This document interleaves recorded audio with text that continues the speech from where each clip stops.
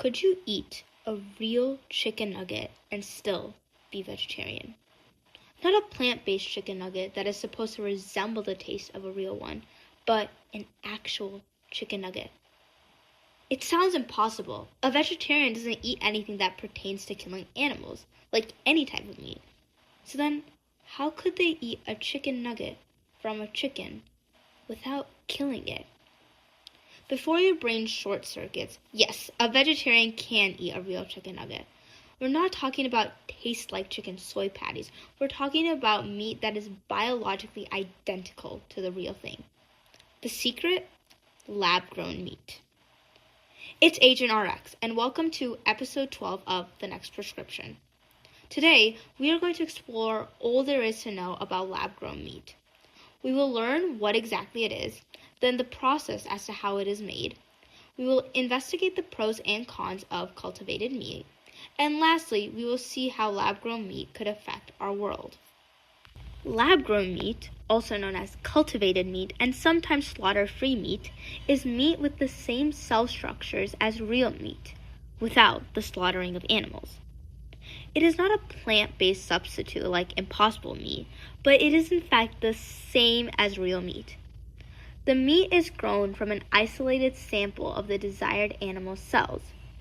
Once it has been created, the taste, feel, and look is the exact same as the meat from a real animal. It is impossible for even the best food critics to differentiate the taste. The two are essentially carbon copies of one another. So, how can we make these carbon copies of real meat? There are 4 main steps to this revolutionary process. First is selecting the right cells, then preparing those cells for growth. Next is cell multiplication and the growth of the cells. Lastly is the harvesting and cultivating of the meat. First up is the selection of the cells.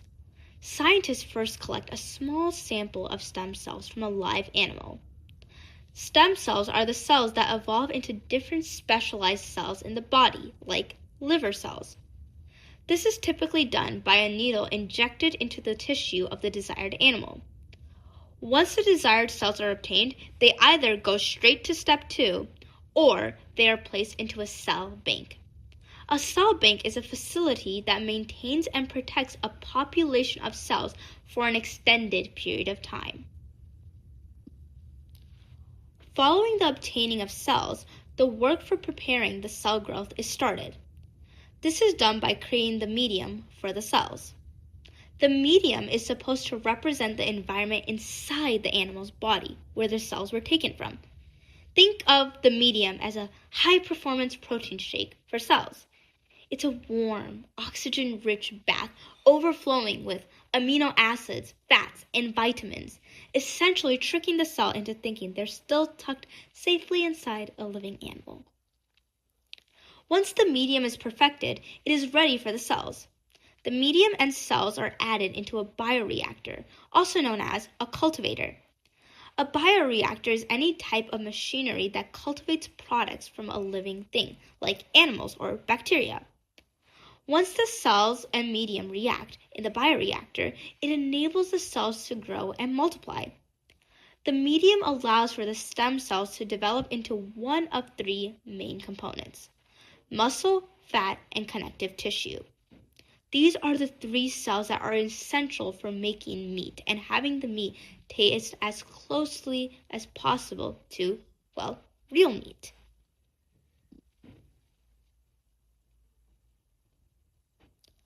Finally, the bioreactor allows for the desired meat, like ground beef or chicken breast, to be made. This is achieved by a process known as scaffolding. A scaffold is a tissue structure that gives a framework and support to the young muscle cells. They are attached to the scaffolding base, so the cells are directed into how they can develop into the desired meat. The cells develop into an immature and underdeveloped version of a muscle fiber known as a myotube. Then, after more time in the bioreactor, the myotubes develop into muscle fibers.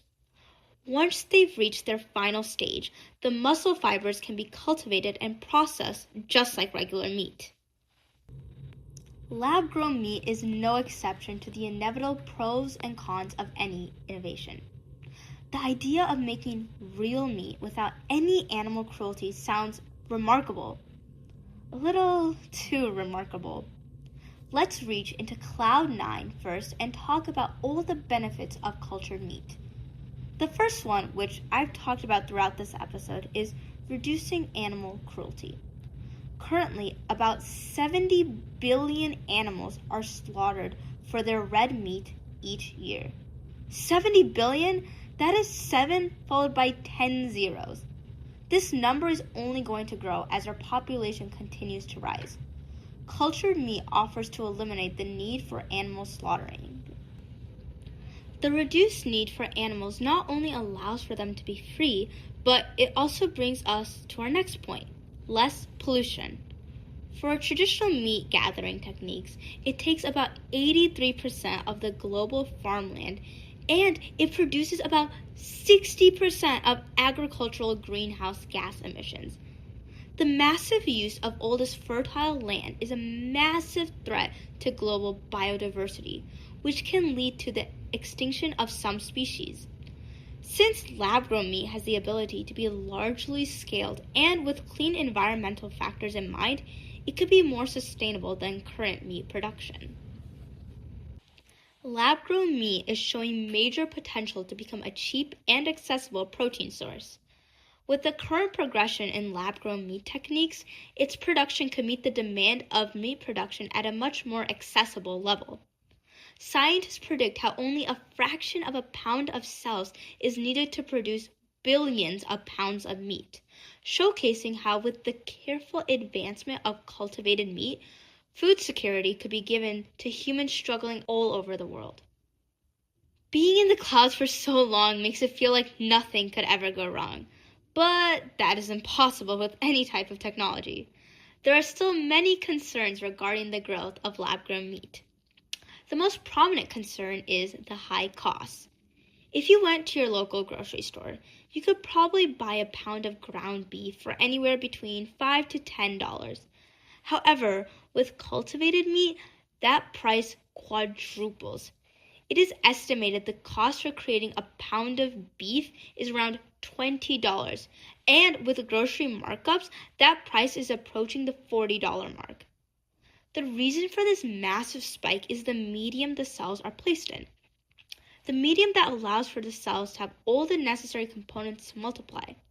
Since the medium consists of many microscopic molecules and only certain types, the price skyrockets considerably. Another obstacle with lab-grown meat are the limitations of biology. In order for these stem cells to grow and develop, the bioreactor must supply enough oxygen. Here's the catch. Biology has a speed limit. If you pack too many cells into a bioreactor, they start suffocating each other. Instead of a pristine steak, you end up with a biological traffic jam, where oxygen can't circulate and the cells die off. According to some scientists, such as San Martin, no bioreactor will be able to produce enough cells for it to be more cost-effective than traditional means. The last obstacle is, well, us. Cultivated meat is a new and foreign technology rising in the world, and being able to effectively communicate what it is, how it is made, its benefits, is a long-term process. The only way for cultivated meat to really make an impact is if scientists and researchers can give a clear grounding explanation of this meat with real data and research. Once we're able to effectively communicate how cultivated meat is made, how could this new innovation of meat affect societies around the world? For example, there are many religions that don't condone the killing of animals, or that animals must be killed in a specific manner. So now, if we are able to create meat without killing animals, what does it mean for those religions? Many organizations have found lab-grown meat to fit the criteria of their religion. For example, the Fatwa community in both Singapore and the United Arab Emirates found the meat to be considered halal. In addition, the Jewish community has also found lab-grown meat to be kosher. However, for the Jewish community, this is only if the meat is met by the specific requirement in that the animal which the cells were harvested from is kosher. This means that the land animal has split hooves and chews its cud. This means that pork would still be considered unkosher since it doesn't meet these requirements. Hinduism takes a different approach to this answer, where its community is more against the concept. They believe that the extraction of these cells is still considered unethical and goes against the concept of ahimsa, therefore making lab-grown meat still harmful to those animals. Lab-grown meat is causing debate in other religions besides the ones I've talked over. The widespread growth of cultivated meat showcases how influential biotechnology can be in our lives and how its growth is more impactful than we may think. So, could a vegetarian eat a real chicken nugget? At the start of this episode, that question sounded impossible, almost like a trick. But now, it's not just a wandering thought, it's real. Lab-grown meat isn't just about creating a new kind of protein. It's about reimagining a system we followed for thousands of years. A system built on farming, land, and animal lives, now being challenged by bioreactors, stem cells, and innovation. But here's the catch. Just because we can grow meat without a slaughter doesn't mean the story ends there.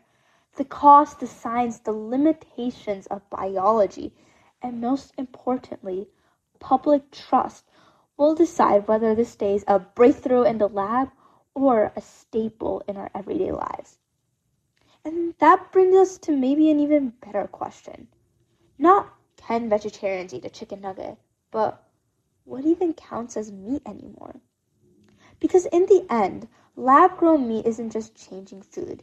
It's forcing us to decide what we value, what we accept, and what kind of future we want to build. Share your thoughts in the comments below. But until next time, this is Agent RX signing off.